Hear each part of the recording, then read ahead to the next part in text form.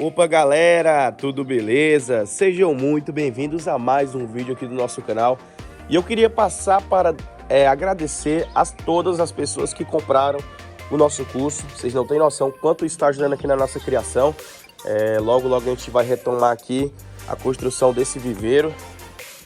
Olha só, já tem aqui 2 andares feitos. E logo a gente continua a fazer esse viveiro. Então eu agradeço a todos que adquiriram o nosso curso, que fizeram essa força aí por nós. E quem quiser adquirir o curso ainda está disponível, galera. Vão lá, isso ajuda muito aqui a fortalecer a nossa produção de conteúdo e faz com que a gente perpetue nossos conteúdos aqui no YouTube, beleza? Então é isso aí, agradeço a todos. Então minha galera, hoje vai ser um vídeo diferente, beleza?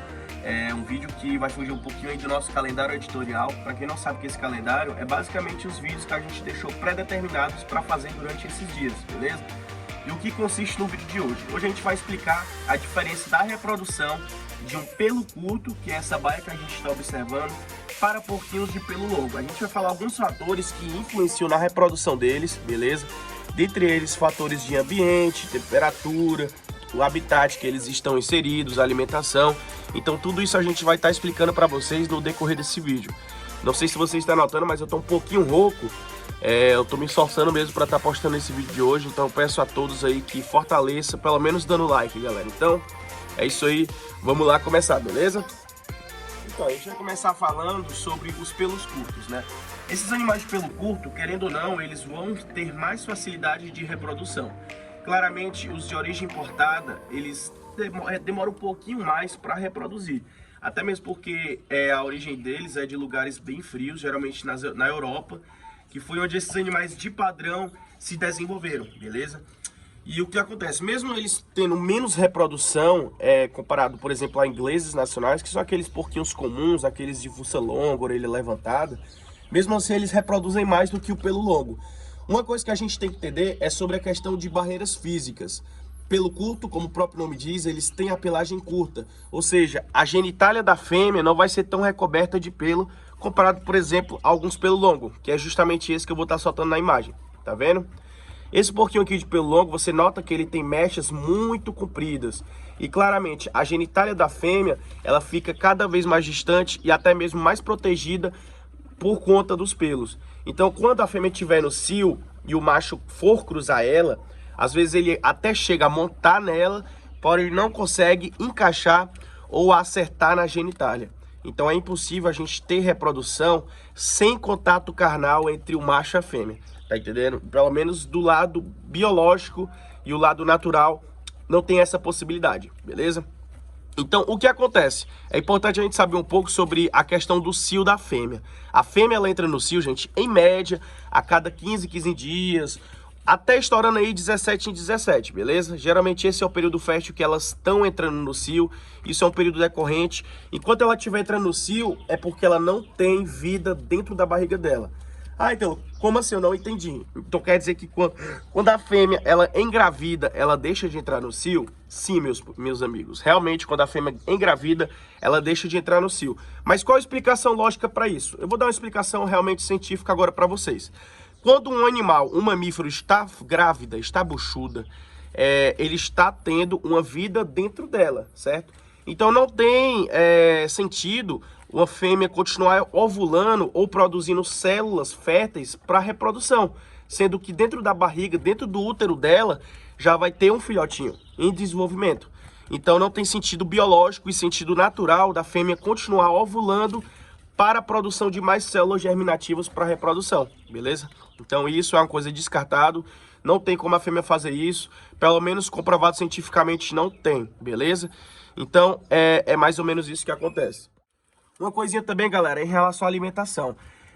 Claramente, animais de pelo curto, geralmente eles comem mais em períodos frios, né? Porque o que acontece? O porquinho da Índia, ele se aquece por meio tanto dos pelos e também da gordura, gente. Gordura é basicamente tecido lipídico e esse tecido, ele é acumulado justamente para aquecer o animal, para regular a temperatura do animal, tá entendendo? Então, se você notar, os porquinhos de pelo longo, geralmente eles são um pouco mais magros, comparado, por exemplo, a porquinhos de pelo curto, certo? Porque, claramente, como eles têm mais proteção, que é o pelo, que é contra temperaturas mais baixas, eles vão necessitar ingerir menos alimentos para estocagem de gordura. Então, esses fatores também influenciam na reprodução. O ideal tem algumas pessoas que vêm aqui na minha criação e falam: nossa, Ítalo, teus bichinhos são tão bonitinhos, as pelagens bonitas, o peso deles também é legal. Galera, animais de reprodução nunca podem ser extremamente gordos. Quase todos os animais que têm uma quantidade grande de gordura visceral são animais que têm um baixo índice de reprodução, tanto fêmeas quanto machos, beleza?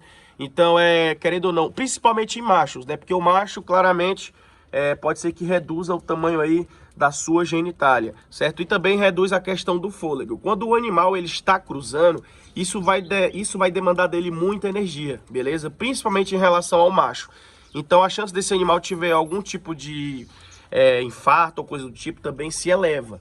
Então sempre tem animais com peso adequado. Porquinho da Índia, o ideal não é nem magro nem gordo, é exatamente o meio dos dois. Você pode notar aqui, ó, esse aqui é um porquinho macho, esse aqui também é macho. Esses aqui você pode notar que eles têm um peso ideal. Não são animais que são nem muito gordos nem magros. Não é magro porque não dá pra ver costela, e não é gordo porque não dá, não é gordo porque você nota pela espessura do seu animalzinho, beleza? E agora temos aqui alguns porquinhos de pelagem longa, meu povo. Temos aqui 1, 2, 3 machos. Eu tenho um machozinho aqui dentro desse cano. E o que acontece? Galera, como a barreira natural que eu falei pra vocês é justamente esse índice maior de pelos aqui nessa região do bumbum do animal. Então, claramente, se tem mais pelo, vai ser mais difícil do animal conseguir inocular o espermatozoide na fêmea, galera. Então, fica atento em relação a isso. Pra quem não sabe onde eu moro, eu sou de Teresina, no Piauí, e aqui no Piauí as temperaturas são muito altas durante todo o ano. A amplitude térmica, que é a variação de temperatura, é baixíssima. Ou seja, durante o ano inteiro as temperaturas variam muito pouco. E é uma coisa que a gente não vê, por exemplo, no sul do Brasil, né? No sul do Brasil tem anos que tem períodos que é extremamente frio, às vezes chega a gear, em alguns casos chega até mesmo a nevar, e tem períodos que são extremamente quentes. Então, assim, um local como esse, eu vejo como um local um pouco instável para a criação de porquinhos da Índia. Então eu não vou poder criar, não entendam mal, galera. Sim, vocês vão poder criar. Porém, sempre é necessário você ter algumas artimanhas para evitar a morte dos seus animalzinhos. Eu, particularmente, recomendo fazer a reprodução desses animais em períodos que não está extremamente quente e nem extremamente frios. Geralmente períodos que a temperatura varia entre 15 e até mesmo uns 25, 30 graus. São os melhores períodos para a reprodução desses porquinhos da Índia. Isso se explica justamente pelo fato de tanto que o calor estressa muito e também o frio estressa demais. Então, evita fazer esse tipo de coisa em períodos muito frios e extremamente quentes também, que são dois meios que realmente dificultam na reprodução. Claramente, galera, a produção de gametas está relacionada à alimentação do animal. Se o animal tem uma boa alimentação, ele vai conseguir se desenvolver bem e claramente isso vai influenciar em sua reprodução. A reprodução está totalmente ligada à questão alimentar. Então, alimente sempre seus animais com fibras, que aqui é um exemplo, ó, aqui palha de milho, com frutas, verduras, tem uma ração de boa qualidade. Então, tudo isso vai com certeza influenciar para a produção de filhotes de qualidade e animais também saudáveis, certo? Quando a gente fala em período gestacional, que é a gestação da mãe, é muito importante a gente saber alimentá-la bem. Sempre é muito importante uma fêmea se alimentar bem, tanto durante o período de gestação, porque ela vai demandar alimento para si e para seus filhotes, e também no período período pós-parto, né? Porque ela claramente ainda vai continuar tendo que se alimentar para si e para os seus filhotes, porque os seus filhotes vão ter que se alimentar de leite. Leite é basicamente a retirada de nutrientes da fêmea pelo sangue, beleza? Então tudo isso é importantíssimo para um bom funcionamento. Mas em aspectos gerais, Ítalo, qual é o melhor animal para reproduzir? Na minha humilde opinião e minha experiência também, os porquinhos de pelo curto, eles são muito melhores para reprodução comparados a animais de pelo longo. Aqui pelo longo, geralmente eu tiro em períodos de chuva. Aqui o período de chuva no Piauí é o período de verão, gente, por que pareça. E o período de inverno, que é o que a gente está agora, é muito quente porque não chove, tá entendendo? Mas é basicamente isso. Então, espero que vocês tenham entendido esse vídeo, compartilha, dá o like e é nóis.